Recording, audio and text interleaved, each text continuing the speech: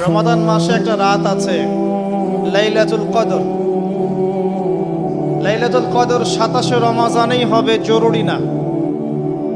শেষ দশকের বিজোড় রাতগুলোর যে কোনো রাতে লাইলাতুল কদর হতে পারে। হতে পারে 21-এর রাত, হতে পারে 23 বা 25 বা 27 বা 29। ইন্না আনজালনাহু ফি লাইলাতুল কদর, আল্লাহ পাক বলছেন নিঃসন্দেহে আমি কোরআনকে নাজিল করেছি লাইলাতুল কদরে। ওয়ামা আদরাকা মা লাইলাতুল কদর, হে নবী আপনি কি জানেন লাইলাতুল কদর কি জিনিস? লাইলাতুল কদরি খায়রুম মিন আলফি শাহর, এই রাতটা হচ্ছে হাজার মাসের চাইতে উত্তম। কোরআন নাজিল করার কারণে লাইলাতুল কদর হাজার মাসের চেয়ে উত্তম। এই লাইলাতুল কদরে আপনি ইবাদত করলে হাজার মাস ইবাদতের নেকি পাবেন ইনশাআল্লাহ। সুবহানাল্লাহ।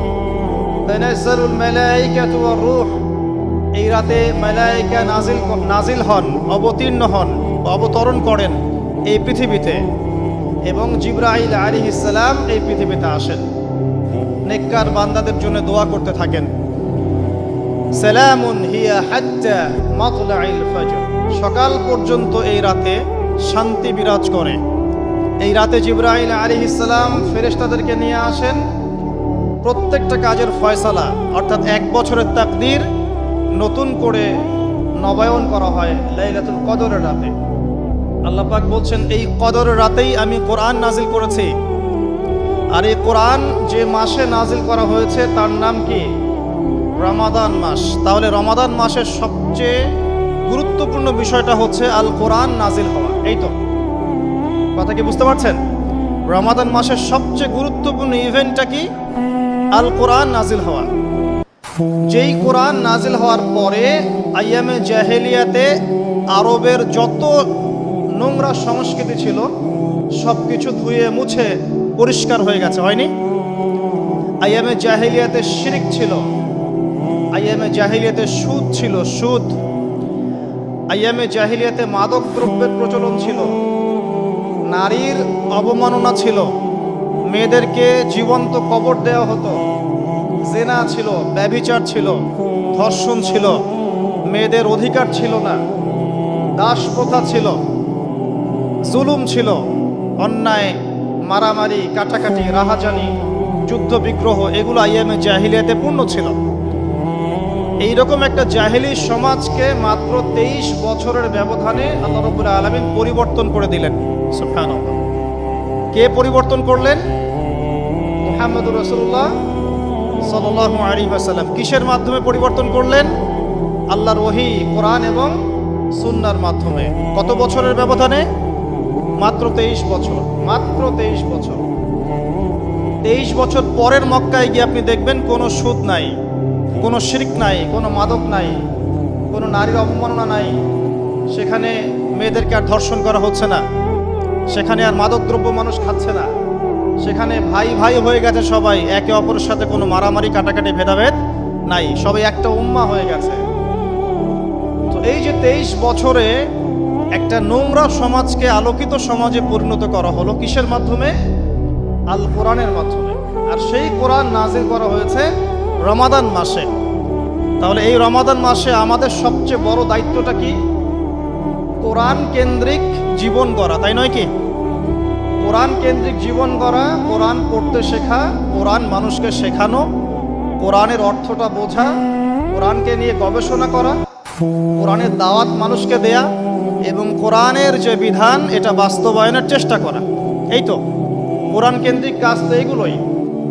নবী সাল্লাল্লাহু আলাইহি ওয়াসাল্লাম এবং সাহাবায়ে কেরাম 23 বছর ধরে এই কাজগুলো করেছিলেন বলেই আইয়ামে জাহেলিয়াত একটা আলোকিত সমাজে পরিণত হয়েছে। আমার কথা কি বুঝতে পারছেন? আলহামদুলিল্লাহ।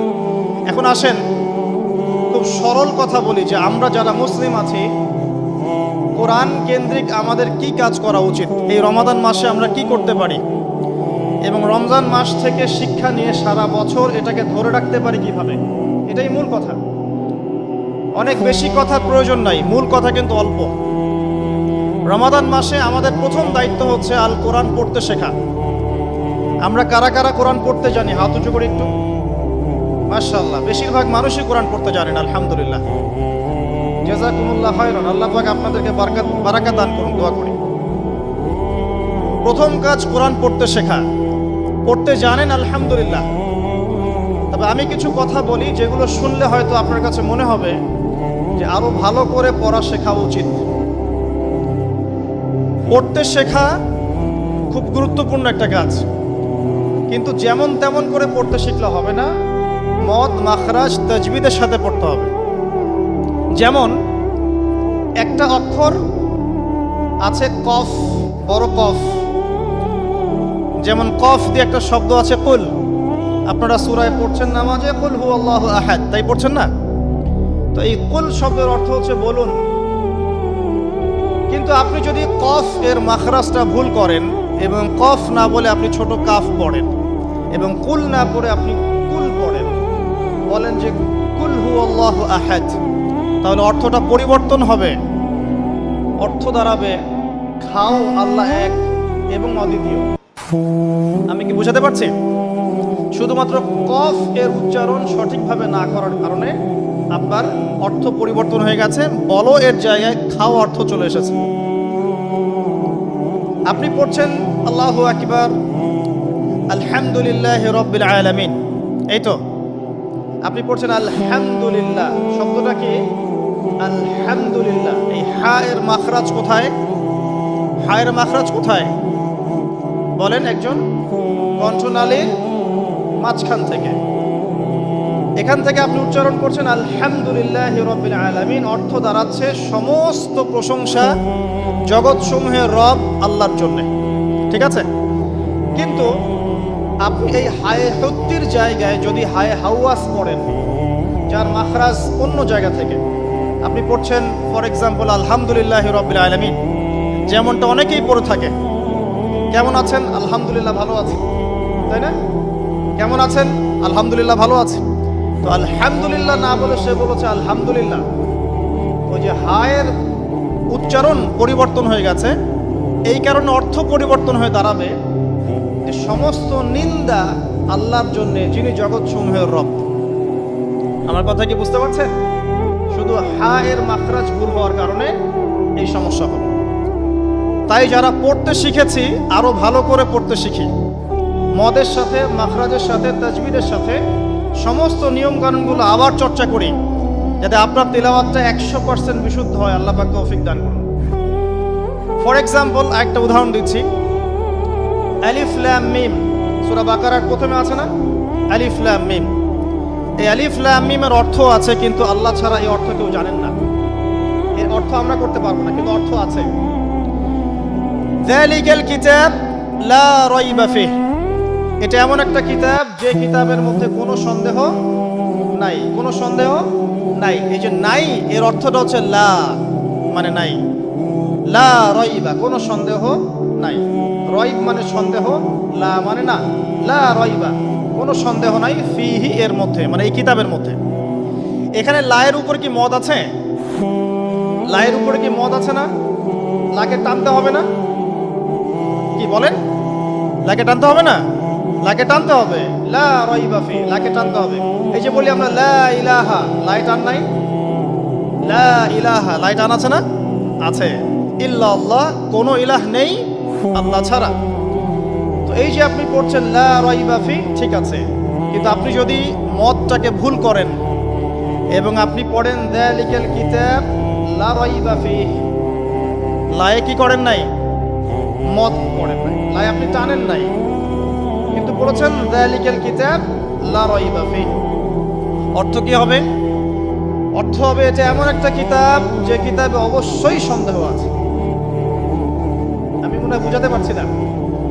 তখন অর্থ দাঁড়াবে এমন যে এটা এমন একটা কিতাব যেই কিতাবে অবশ্যই সন্দেহ আছে। যদি আপনি লাই টান না দেন তাহলে অর্থ পরিবর্তন হবে।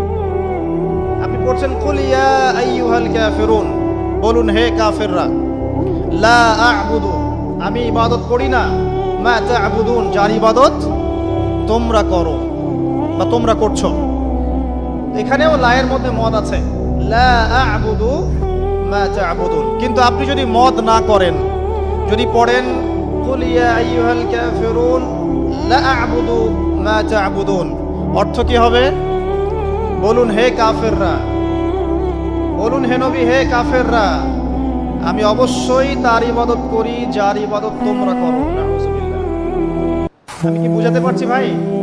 অক্ষরের পরিবর্তনের কারণে, উচ্চারণের পার্থক্যের কারণে, টান কম বেশি হওয়ার কারণে কোরআনের অর্থ ঈমান থেকে কুফরির দিকে যেতে পারে। কথা কি বুঝতে পারছেন? অতএব যারা কোরআন তেলাওয়াত করা শিখেছেন আবারও শেখেন, শেখার কোনো শেষ নাই। যদি এখন আমি কোরআন তেলাওয়াত আপনাদেরকে ধরি, দেখা যাবে অনেকের তেলাওয়াত ভুল পাওয়া যাবে, পাওয়া যাবে না? অতএব এই রমজান মাসটাকে কাজে লাগান, রমজান মাসে কোরআন তেলাওয়াত করা শেখেন। ইমাম সাহেবের কাছে শেখেন, মুয়াজ্জিন সাহেবের কাছে শেখেন, আলেমের কাছে আসেন, মাদ্রাসায় যান। যদি এগুলো সুযোগ না থাকে, অনলাইনে অনেক কোর্স করানো হচ্ছে, অনলাইনে কোর্স করেন। সবচেয়ে ভালো হয় মাদ্রাসায় গিয়ে পড়লে। যদি মাদ্রাসায় পড়তে না পারেন, অনলাইন অফলাইনে কোর্সের মাধ্যমে শেখেন। আপনাকে শিখতে হবে, যে কোনো নিয়মে হোক শিখতে হবে। নুরানি পদ্ধতি বলেন, বৈজ্ঞানিক পদ্ধতি বলেন, যে নিয়মেই বলেন, আপনাকে বিশুদ্ধ করে শিখতে হবে। এবার শিখে ফেললে আপনি কি পাবেন? খুব সংক্ষেপে বলছি। শিখে ফেললে আপনি কোরআন তেলাওয়াত করবেন নিয়মিত। আমি পরামর্শ দেই, প্রত্যেক দিন এক পারা করে পড়েন। প্রত্যেক দিন এক পারা, তাহলে 30 দিন 30 পারা পড়া হবে। প্রত্যেক মাসে একটা করে খতম দিতে পারবেন, আপনি বছরে 12টা খতম দিতে পারবেন। যদি আপনি বিশুদ্ধ করে তেলাওয়াত করতে শেখেন, তাহলে রাসূল সাল্লাল্লাহু আলাইহি ওয়াসাল্লামের কিছু হাদিস আপনার জন্য। নবী সাল্লাল্লাহু আলাইহি ওয়াসাল্লাম বলেছেন, ইকরাউল কোরআন, তোমরা বিশুদ্ধ করে কোরআন তেলাওয়াত করো। ফাইন্নাহু ইয়াতি ইয়াউমাল কিয়ামাহ শাফিআন লিআসহাবিহি, কারণ কিয়ামতের দিন কোরআন তার পাঠকের পক্ষে সুপারিশ করবে। সুবহানাল্লাহ। তিনি বলছেন সূরা বাকারা এবং সূরা আলে ইমরান সুপারিশ করবে, ওই পাঠকের উপরে ছায়া প্রদান করবে। কিয়ামতের মাঠে কোনো ছায়া থাকবে? আল্লাহর আরশের ছায়া থাকবে, কোরআন আপনাকে ছায়া দিবে। সূরা আলে ইমরান, সূরা বাকারা আপনাকে ছায়া দিবে। বিশুদ্ধ করে তেলাওয়াত করা শিখলে আপনি রাত্রে বেলা সূরা মুলক তেলাওয়াত করবেন। কোন সূরা? সূরা মুলক। যে ব্যক্তি রাতের বেলা তেলাওয়াত করে, এই ব্যক্তি মৃত্যুবরণ করলে ইনশাআল্লাহ তাআলা তার কবরের আযাব হবে না। কবরের আযাব কি চারটাখানি কথা? সূরা মুলক তেলাওয়াত করলে এই ব্যক্তিকে সূরা মুলক কবরের আযাব থেকে বাঁচিয়ে দিবে ইনশাআল্লাহ। 30টা আয়াত মুখস্থ করে ফেলতে পারেন। কোরআন তেলাওয়াত করা শিখলে আপনি আয়াতুল কুরসি পড়তে পারবেন। কোনটা? আল্লাহু লা ইলাহা ইল্লা হুয়াল হাইয়ুল কাইয়ুম, এখান থেকে শেষ পর্যন্ত। সূরা বাকারার আয়াত নাম্বার 255। প্রত্যেক ফরজ নামাজের পর যে ব্যক্তি বিশুদ্ধ করে আয়াতুল কুরসি তেলাওয়াত করবে, মৃত্যু ছাড়া তার জান্নাতে যাওয়ার কোনো বাধা নাই। আর ছোট্ট সূরা আছে কিছু, সূরা ফালাক, সূরা নাস, সূরা ইখলাস। সকালে 3 বার সূরা ইখলাস, 3 বার ফালাক, 3 বার নাস। বিকেল বেলা বা সন্ধ্যার পরে 3 বার সূরা ইখলাস, 3 বার ফালাক, 3 বার নাস। নবী সাল্লাল্লাহু আলাইহি ওয়াসাল্লাম বলছেন, এই ব্যক্তিকে দৃশ্য অদৃশ্যের যাবতীয় ক্ষতি থেকে বাঁচানোর দায়িত্ব আল্লাহ নিয়ে নেবেন ইনশাআল্লাহ। কোনো বিপদ আপদ বালা মুসিবত হঠাৎ করে আপনাকে আক্রমণ করবে না ইনশাআল্লাহ। এরপরে আছে সূরা বাকারার শেষের 3টা আয়াত, লিল্লাহি মা ফিস সামাওয়াতি, এখান থেকে ফানসুরনা আলাল কওমিল কাফিরিন পর্যন্ত। নবী সাল্লাল্লাহু আলাইহি ওয়াসাল্লাম বলেছেন, যে ব্যক্তি রাতের বেলা এই আয়াতগুলো তেলাওয়াত করবে, সারা রাত নফল নামাজ পড়লে যে নেকি হতো, এই 3টা আয়াত তেলাওয়াত করলে সে নেকি হয়ে যাবে ইনশাআল্লাহ। এগুলি চারটাখানি কথা। সূরা আলে ইমরানের শেষের 10টা আয়াত রাতের বেলা তেলাওয়াত করা সুন্নাহ, সারা রাত নফলের নেকি পাওয়া যায়। সূরাতুল কাফিরুন, কুল ইয়া আইয়ুহাল কাফিরুন, এই সূরাটা যদি কেউ ঘুমানোর সময় পাঠ করে, রাতে শোয়ার সময় পাঠ করে, আল্লাহ নবীজি বলছেন সেই ব্যক্তিকে আল্লাহ পাক শিরকের পাপ থেকে বাঁচাবে। কোন পাপ? শিরকের পাপ। আর আমি অনেক লেকচারে বলেছি যে প্রতি 1000-এ 999 জন মানুষ জাহান্নামে যাবে। প্রতি 1000-এ 999 জন মানুষ জাহান্নামে যাবে। তাদের আমল নামায় যে পাপটা থাকবে তার নাম হচ্ছে শিরক। কথায় শিরক, কাজে শিরক, বিশ্বাসে শিরক। আর এই শিরকে এখন আমরা হাবুডুবু খাচ্ছি। মুসলিমরা বিশ্বাস করে আল্লাহ ছাড়া অন্য কেউ সন্তান দিতে পারে। বিশ্বাস করে না? বিশ্বাস করে? মানুষ এখন বিশ্বাস করে আল্লাহ ছাড়া অন্য কেউ মহাবিশ্ব সৃষ্টি করেছে, বা মহাবিশ্ব এমনি এমনি সৃষ্টি হয়েছে বিগ ব্যাং এর মাধ্যমে, আল্লাহ সৃষ্টি করে নাই। মানুষ মনে করে জমিনে মানুষের বিধান চলবে, আল্লাহর বিধান জাদুঘরে থাকবে, এটা মানুষ মনে করে। মানুষ মনে করে মানুষ আল্লাহর হালালকে হারাম করতে পারে, আল্লাহর হারামকে হালাল করতে পারে। এটা মানুষের স্বাধীনতা, বাক স্বাধীনতা, ব্যক্তি স্বাধীনতা মানুষ মনে করে। মানুষ মনে করে যে আল্লাহ ছাড়া অন্য কাউকে সেজদা করা যায়, আল্লাহ ছাড়া অন্য কেউ সন্তান দিতে পারে, আল্লাহ ছাড়া অন্য কেউ ভালো মন্দের মালিক, জীবন মৃত্যুর মালিক, কল্যাণ অকল্যাণের মালিক। মানুষ এগুলো মনে করে। মানুষ এখন শিরিকে হাবুডুবু খাচ্ছে, বিশ্বাসে শিরিক করে, কথায় শিরিক করে, অথবা কাজে শিরিক করে। মুসলিমরা আল্লাহ ছাড়া অন্য কাউকে সেজদা করে না, মুসলিমরা কবরে সেজদা করে না, মাজারে সেজদা করে না, মুসলিমরা কবরকে কেন্দ্র করে তাওয়াফ করে না, মুসলিমরা হাতে সুতা বালা পড়ে না, মুসলিমরা হাতে আংটি পড়ছে এবং মনে করছে যে এই আংটি ওকে রোগ থেকে বাঁচাবে, এই সুতা ওকে রোগ থেকে বাঁচাবে। মুসলিমরা চন্দ্র সূর্য গ্রহ নক্ষত্রের কাছ থেকে কল্যাণ কামনা করে। মুসলিমরা মনে করে যে মানুষ আগামীকালকের আবহাওয়া বলতে পারে। মুসলিমরা রাশি চক্রে বিশ্বাস করে। মুসলিমরা টিয়া পাখির কথায় বিশ্বাস করে। দেখেন রাস্তার পাশে টিয়া পাখি বসে আছে, ভাগ্য গণনা করছে। এগুলো মুসলিমরা করে। শিরকের শেষ নাই। আমি একটা বইয়ের নাম বলি মাঝে মাঝেই, বইটার নাম হচ্ছে কিতাবুত তাওহীদ। কি নাম? কিতাবুত তাওহীদ। এই বইটা বাসায় কিনেন, দেখবেন শিরিক কত প্রকার, কি কি সব কিছু লেখা আছে, এবং কতভাবে আমরা শিরিক করি এটা লেখা আছে এখানে, বাঁচবেন কিভাবে সেটাও লেখা আছে।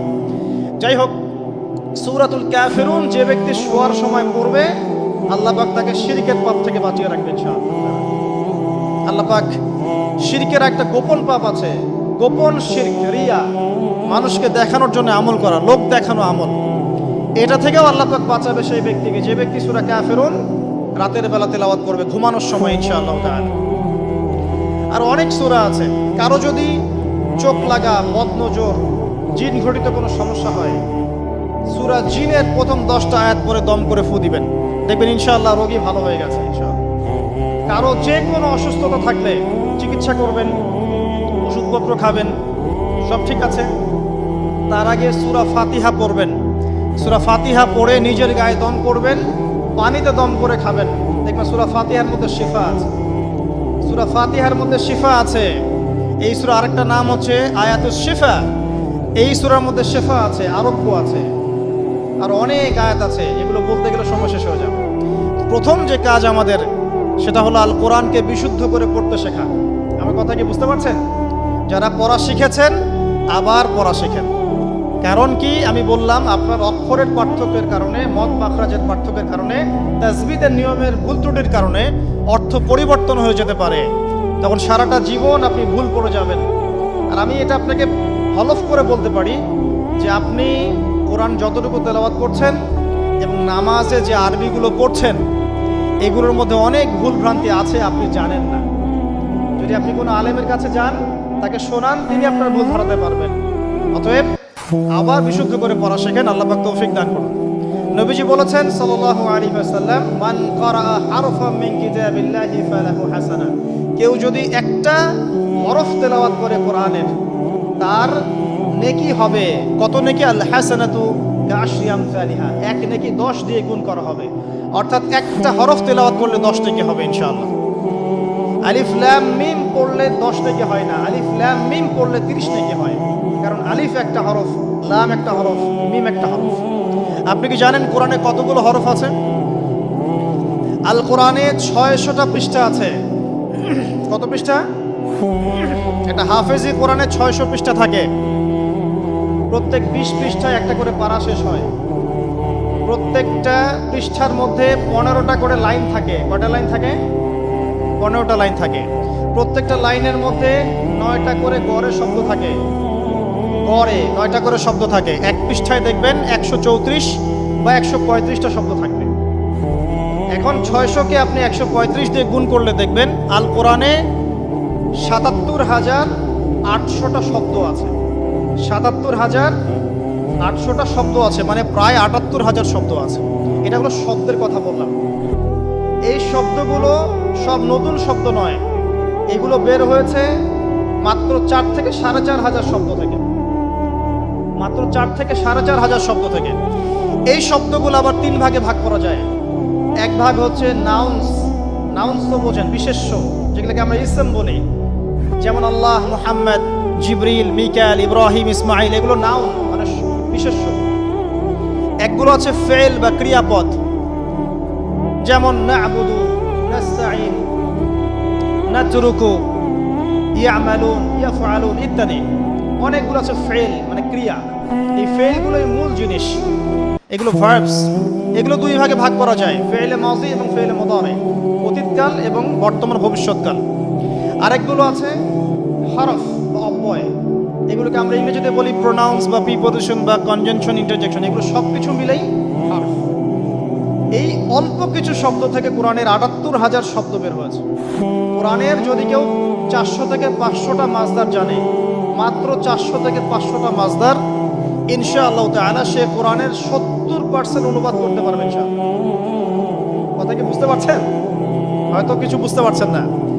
মাত্র 400 থেকে 500টা মাজদার, মূল ওয়ার্ড, রুট ওয়ার্ড কেউ যদি জানে, এবং এই একটা শব্দ থেকে অনেকগুলো শব্দ তৈরি করার ট্রান্সফরমেশন পদ্ধতি আছে, একটা আরবি ব্যাকরণ একটা পদ্ধতি আছে, যে একটা শব্দ থেকে আপনি অনেকগুলো শব্দ তৈরি করতে পারবেন। আরবিতে এরকম পদ্ধতি আছে। এই পদ্ধতিটা যদি সে জানে এবং এই সিনোনিমসগুলো, ভোকাবুলারিগুলো মনে রাখতে পারে, মাজদারগুলো মনে রাখতে পারে, ইসিমগুলো মনে রাখতে পারে, হরফের ব্যবহারগুলো জানে, সে ইনশাআল্লাহ তাআলা অল্প সময়ের মধ্যে 70% কোরআনের অনুবাদ করতে পারবে ইনশাআল্লাহ।